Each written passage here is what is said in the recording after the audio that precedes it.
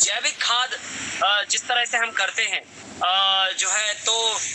उसका इस्तेमाल हम किस तरीके से करते हैं, तो सर हम जो है रॉक फॉस्फेट जो रॉ मटेरियल के रूप में डीएपी में इस्तेमाल होता है, उस रॉक फॉस्फेट को सीधा माइनिंग से लेते हैं और गोबर के साथ में 60 से 90 दिन तक उसको गोबर के साथ अटैच करके रखते हैं और उसमें हम अर्थबम भी छोड़ते हैं, लेकिन हम फिर रॉक फॉस्फेट की मात्रा को थोड़ा सा कम कर देते हैं। 25% रॉक फॉस्फेट और 75% काउडंग दोनों को एक साथ में लेकर और 60 से 70 दिन तक उसको एक स्थान पर रखते हैं छायादार, और जो फिर खाद बनती है लगभग 2 से 2.5 महीने के बाद वो डीएपी का रिप्लेसमेंट हो जाती है, क्योंकि उसमें जो फास्फोरस होता है वो पत्थर में होता है और एसिडिटी के कारण जो गोबर में माइनर सी एसिडिटी होती है, अर्थवम जो अपनी बॉडी से एसिडिटी क्रिएट करता है उससे जो फास्फोरस रिलीज होता है वो फिर सॉल्युबल फॉर्म में आ जाता है एंड वो हम इस्तेमाल करते हैं 2 टन प्रति एकड़ के हिसाब से, तो रिप्लेसमेंट ऑफ डीएपी हो जाता है। फिर पत्तियों और कचड़ों से हम सारा कंपोस्ट बना के वो खाद इस्तेमाल करते हैं, तो कार्बन का परसेंटेज हमारी जमीन में बढ़ता है और कई तरह के न्यूट्रिएंट भी जो मिट्टी को आवश्यक होते हैं वो भी मिल जाते हैं। और लिक्विड फॉर्म में, क्योंकि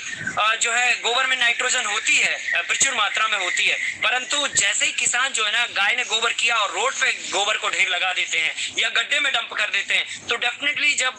वातावरण के संपर्क में गोबर रहता है तो वाष्पीकरण की प्रोसेस चालू होती है और वाष्पीकरण की प्रोसेस में नाइट्रोजन जो है ना गैस फॉर्म में होती है और वो सारी वायुमंडल में चली जाती है, तो उसका हम कोई इस्तेमाल नहीं कर पाते हैं। तो हम गोबर को पहले गोबर गैस में ले जाते हैं, सीएन पहले मीथेन गैस निकालते हैं एंड उसमें जो नाइट्रोजन होती है वो पूरा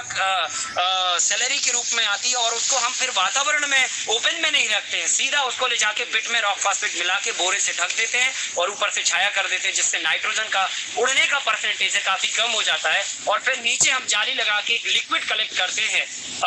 जो एक नाइट्रोजन का एक भरपूर स्रोत होता है, जो यूरिया के विकल्प में हम पानी के साथ घोल के उसे ड्रिप सिस्टम, स्प्रिंकलर या फिर फॉगर इरिगेशन के माध्यम से खेतों में इस्तेमाल करते हैं। तो इस तरह से और भी कई खाद है, मटका खाद भी हम बनाते हैं जो एक संपूर्ण पोषण के रूप में इस्तेमाल होता है, जिसमें हम गोबर को इस्तेमाल करते हैं, गौमूत्र को लेते हैं, गुड़ को लेते हैं, उड़द की दाल के आटे को लेते हैं, सरसों की खली को लेते हैं, इन पांचों चीजों को मिला के 5 दिन तक रखते हैं, फिर ज्यादा पानी मिला के क्लॉक और एंटी क्लॉकवाइज घुमाकर फसलों में इस्तेमाल करते हैं। तो ये एक तरह से टॉनिक का काम करता है। तो ये कुछ फार्मूले हैं और भी कई 2-3 प्रकार के हम खादें बनाते हैं। कभी मौका मिलेगा तो इसको जरूर हम प्रैक्टिकल विश्वविद्यालय में भी करना चाहते हैं और उसके माध्यम से जो नौजवानों की एक फौज आपके पास है जो हिंदुस्तान का पूरा सिनेरियो चेंज कर सकती है, उसके लिए एक मैसेज करना चाहेंगे कि वो इसके माध्यम से जो है एक्सटेंशन करें और गांव में खुशहाली लाएं। और सभी नौजवानों के लिए मैं कहना चाहता हूं, यूनिवर्सिटी के और पूरे हिंदुस्तान के नौजवानों के लिए कहना चाहता हूं कि जिस तरह से हमने गांव से माइग्रेशन किया है शहरों की तरफ,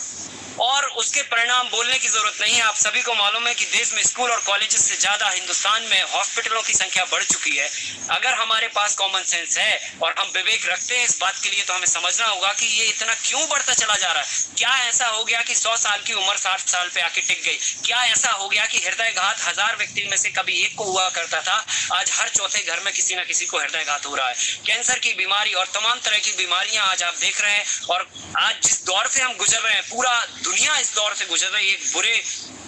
कठिन दौर से हम लोग गुजर रहे हैं, एक महामारी का दौर हम लोग जी रहे हैं। और इससे भी हमें समझने की आवश्यकता है कि प्रकृति को हमने छेड़ा है और अपने खान पान में बदलाव किया है, जिसके कारण ये सारी जो है परेशानियां इंसान को झेलनी पड़ रही हैं। और ये सारी चीजों का समाधान केवल और केवल इंसान ही है। अगर वो चाह ले तो इस प्रकृति को पुनः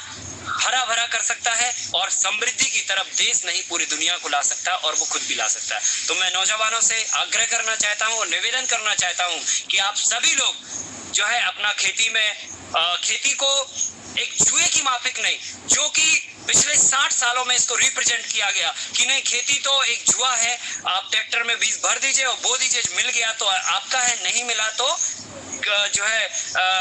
भगवान का है या कीड़ों का है। तो आपको जो है ना खेती को एक इंडस्ट्री के रूप में करना होगा। आपको इसमें 10 घंटे का वक्त देना होगा, आपको इसमें अपनी समझ लगानी होगी, आपको इसमें अपना समय देना होगा, सूझबूझ लगानी होगी, और आपको इसमें चतुराई भी रखनी होगी। जिस तरह से किराने की दुकान का व्यापारी किराने की दुकान सजा के काम करता है, ठीक उसी तरह आपको खेत को सजा के इस काम को करना होगा। मेरा दावा है आप एक डॉक्टर इंजीनियर का जो पैक है उससे बेहतरीन पैकेज भी ले सकते हैं और एक अच्छी लाइफस्टाइल जी सकते हैं, दूसरों के लिए मोटिवेट बन सकते हैं, क्योंकि